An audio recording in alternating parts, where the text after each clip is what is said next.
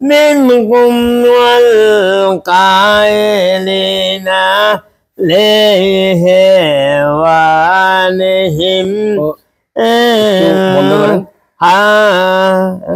বন্ধ করেন একটু কথা বলি। আসসালামু আলাইকুম ভিউয়ার্স, একটু বন্ধ করেন আপনি।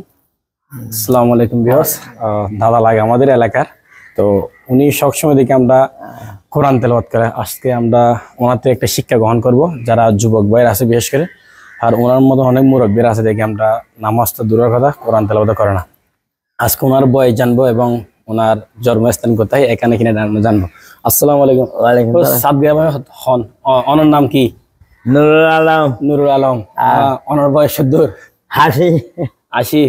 মাশাআল্লাহ। ওনার তো কোরআন তেলাওয়াত গরন অনেক কেলার আল্লাহ ভালো লাগে, ভালো আর কেন নিয়মিত করেন না? হ্যাঁ নিয়মিত কোরআন তেলাওয়াত করেন?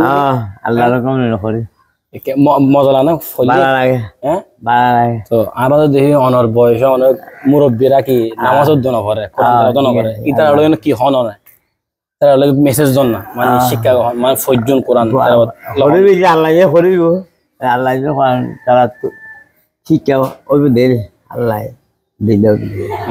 দাঁত ফরি গিয়ে দেয় আস্তে আস্তে বয়স যায় করে আর হতো।